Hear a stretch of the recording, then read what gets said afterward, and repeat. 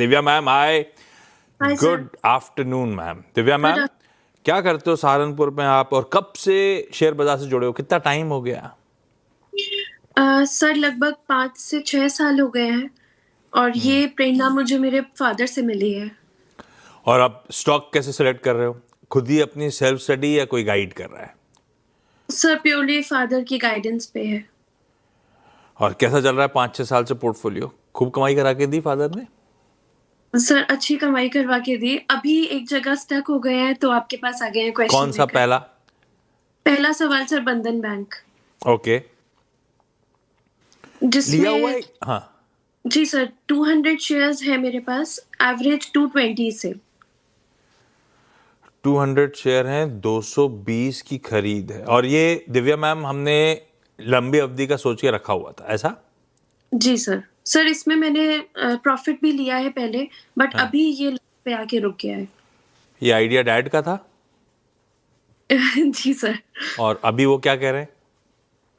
अभी होल्ड करने की सलाह दे रहे हैं। सत्य साहब, कोई होप्स? अब वो ये बात सही है कि जब वैल्यूएशन कंपैरिजन ड्रॉ करो तो लगता है बंधन बैंक ल्यूक्रेटिव है वैल्यूएशन के फ्रंट पे, पर ग्रोथ नदारत है, कंसर्न्स रह दे के क्वार्टरली नंबर्स पे बाउंट होते ही रहते हैं। बंधन चार्ट्स पे प्लेस्ड कैसा? बने रहूं तो कमाई करके देगा इस होप में रहूं, चार्ट्स वो दिखा रहे हैं स्ट्रेंथ या नहीं? अर्षित जी, फ्रैंकली स्पीकिंग, बंधन देखिए या यस बैंक देखिए, अगर आप पूरा बैंकिंग सेक्टर देखिए तो ये लगाड़ है। तो लगाड़ अगर पूरा सेक्टर चल रहा है और ये दो काउंटर्स इतने खास नहीं चल रहे, तो वो needs to be little cautious. That's an indication कि कुछ ना कुछ तो गड़बड़ है। तो देखिए, चार्टिकली अगर आप देखें तो मैं यहाँ पे इतना ही कहूंगा, ये जो करेक्शन हुआ है 175 1, मैं अभी वीकली चार्ट पे चला जाता हूँ क्योंकि उनके पोजीशन ऊपरी लेवल से है। तो उन्होंने जो लिया था वो 220 के आसपास, 221 का टॉप बना था और वहां से ये करेक्ट हुआ था करीबन 126, then a rally up to 190, then a correction to 150। So this is a zigzag formation, ठीक है। तो हमारा सपोर्ट कहाँ बनता है? 147 का। तो करंट लेवल से अगर यहाँ से बंधन बैंक सुधरता है तो चांसेस है कि 165 160 तक की रैली आपको आगे, आप कह सकते हैं कि 2-3 महीनों में मिल सकती है। तो आपका स्टॉप लॉस होगा 147 के नीचे। फॉर द टाइम बिंग 165 ये इसका पहला टारगेट लेके चले, अगर वो निकलता है 175। I am just trying to minimise your losses. Chart इतना कोई खास नहीं है, to be very frank with you. It's a sell on rise for me with a stop loss. Sell on rise भाई, मौका मिले तो एग्जिट करिए इस काउंटर से। दिव्या मैम के पास ही जाऊं डॉक्टर साहब, या आप कुछ कमाल दिखा पाए? दिव्या मैम ही सेवियर है शो की इस समय। दिव्या मैम, अगला सवाल भी पूछ डालो आप तो। सर अगला सवाल रिलायंस पे पूछना चाहूंगी। 73 शेयर्स है विद एवरेज 1418। 1418 लॉन्ग टर्म के लिए? डैड जो बोलते हैं सब लॉन्ग टर्म के लिए बोलते हैं या ट्रेडिंग भी करवाते हैं? सर लॉन्ग टर्म ही प्रेफर करते हैं। ये आउट ऑफ सिलेबस आया है वैसे। खैर ठीक है, स्टॉक की जरूरत थी तो ऑन द शो में एक ऐड कर दीजिए भाई रिलायंस। सतपुत्र साहब, कितना दिव्या मैम 1414 बोला आपने? 1418 एवरेज है सर। 1418, ठीक है वही 1418 1420 की खरीदारी औसत। और लॉन्ग टर्म के लिहाज से रिलायंस कैसा लगता है सतपुत्र साहब आपको? निश्चित जी, देखिए, अगर आपने लॉन्ग टर्म कहा है तो डेफिनेटली रिलायंस में आपको होल्ड ही रखना है, ठीक है ना। क्योंकि जितने भी बायर है वो यहाँ पे कहीं ना कहीं डिप्स पे ऐड करते जाएंगे। लेकिन अगर आपको ये देखना है कि इसका रेजिस्टेंस कहाँ है, कौन से लेवल पे अटक सकता है, तो देखिए मैं यहाँ पे एक लेवल दूंगा, वो है करीबन 1600 से लेकर 1620। अगर इस लेवल को रिलायंस सरपास करता है तब जाके यहाँ पे एक नया ब्रेकआउट आएगा। इन दैट केस प्रोबेबली इसका टारगेट आपको 1700 1800 मिल जाएगा। लेकिन अगर करंट लेवल से देखें तो यहाँ पे ओवरबॉट है, तो प्रोबेबली यहाँ से थोड़ा कूल ऑफ होना जरूरी है। मेरा मेरा व्यू ये मानता है कि आगे चल के ये करीबन 1520 से लेकर 1500 तक का एक डिप देगा। मेरा व्यू, जैसे मैंने कहा, थोड़ा कॉशियस है बाजार पे। एक प्रॉफिट टेकिंग की जरूरत है कि क्योंकि मार्केट ओवरबॉट है। ओवरबॉट से कूल ऑफ होगा, उसके बाद ये मोमेंटम में आएगा। तो अगर आपकी पोजीशन लॉन्ग टर्म के लिए है, I think you can continue to hold. ये छोटा मोटा करेक्शन आप उसको अवॉइड करें। ये है रिलायंस पे व्यू। पर एक बात ध्यान रखिएगा, जिस प्लेटफॉर्म पे दिव्या मैम ने सवाल उठाया और सत्य साहब ने जवाब दिया, उस प्लेटफॉर्म CNBC आवाज को रिलायंस इंडस्ट्रीज ही ओन और मैनेज करती है। तो आप लोग जो सुन रहे हैं इंक्लूडिंग दिव्या मैम, आप एक इंडिपेंडेंट एडवाइजर से भी रिलायंस को लेकर कंसल्टेशन जरूर करिएगा। आता हूं आपके पास मैम वापस, पहले जा रहा हूं राउरकेला ओडिशा नेहा जी के पास। नेहा जी हाय, गुड आफ्टरनून, सवाल पूछ दे मैम। नेहा मैम सवाल। Hi ma'am. हाँ सर, मेरा क्या बोलते हैं लिया हुआ आईपीओ। कौन सा? सर आवाज नहीं आ रहा आपका। नेहा मैम सवाल पूछ लो, मेरी आवाज की जरूरत नहीं, आपकी आवाज आ रही है। डायरेक्टर साहब सवाल है कि नेहा मैम का? नेहा मैम आवाज आ रही है क्या? अपन जो व्यक्ति, चलो डायरेक्टर साहब ने मेहनत तो करी, ऐसा नहीं है, जेन्युइन था। नेहा मैम ये तो बोले थे आईपीओ आयशर मोटर्स का तो ताजा माल है, सवाल कुछ और भेजा है फिर। सत्य साहब आयशर मोटर्स अगर मैंने 70 to 56 पे खरीद रखा है, अज्यूमिंग लॉन्ग टर्म का था, मेरी खरीद भाव के इर्द गिर्द है, थोड़ा दबाव 150 रुपए का आ रहा है, स्टॉक कैसा लगता है? और आपकी बुलेट के क्या हालचाल पुणे में?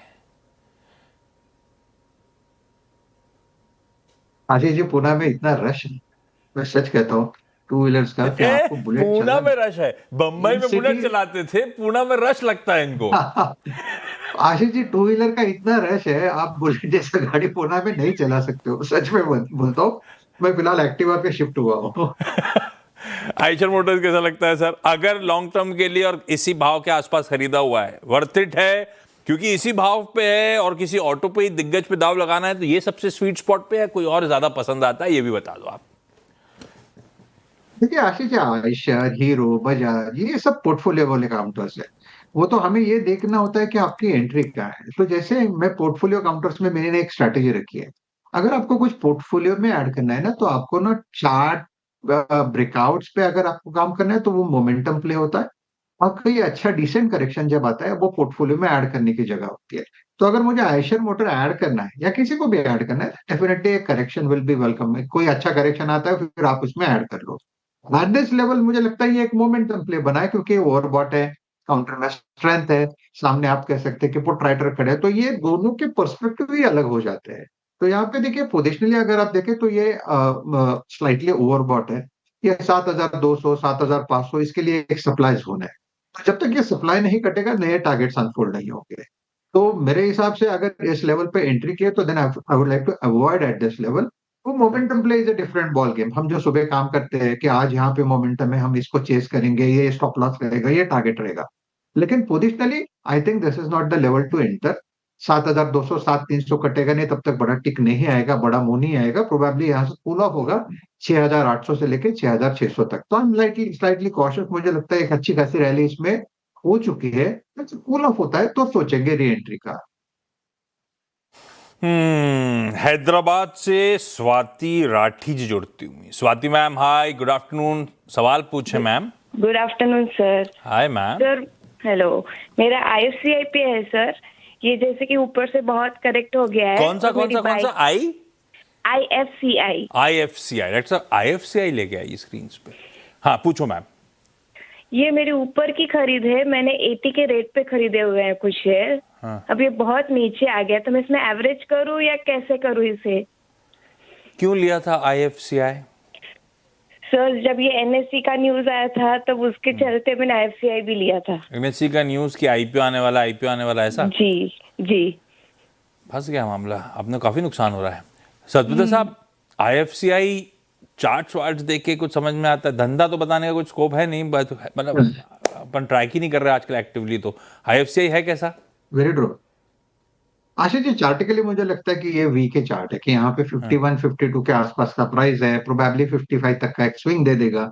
लेकिन चार्ट देख के लगता है कि अगर ये कई करेक्शन में चला जाए, तो ये 38 to 40 का टारगेट यहाँ पे अनफोल्ड हो रहा है। यानी करंट लेवल से आप पकड़ के चलो ना, 15 से 20% का करेक्शन। तो I am not very bullish. अगर आपको कहीं मौका मिले, तो आप इसमें से निकल लीजिए। जो भी लॉस होता है वो किसी और में हम कवर करने की कोशिश करेंगे। तो एट दिस लेवल ऑफ 51 फिलहाल तो मैं यही कह सकता हूँ कि आप 49 का स्टॉप लॉस रखें। 55 का एक रेजिस्टेंस है, अगर वो सरपास होता है तो 58 60 तक की जगह बनेगी। तो एट दिस लेवल ऐसा कोई बहुत बड़ा आप कह सकते हैं कि चार्टिकली यहाँ पे आप बड़ा एंटिसिपेट कर सकते हो, या स्टैटिस्टिकली कुछ दिखता है, तो I think this is a weak count. It's a sell on rise for me. Weak counter है, कहीं उछाल आए मैम निकलने के मौके ढूंढेंगे इस काउंटर से, ज्यादा लक इसमें रह के आजमाना रिस्की हो जाएगा। दिव्या मैम अगला सवाल। सर मैं टाइटन के लिए पूछना चाहती हूँ। मेरे पास 25 शेयर्स है 2100 एवरेज पर। इसकी क्या सलाह देंगे?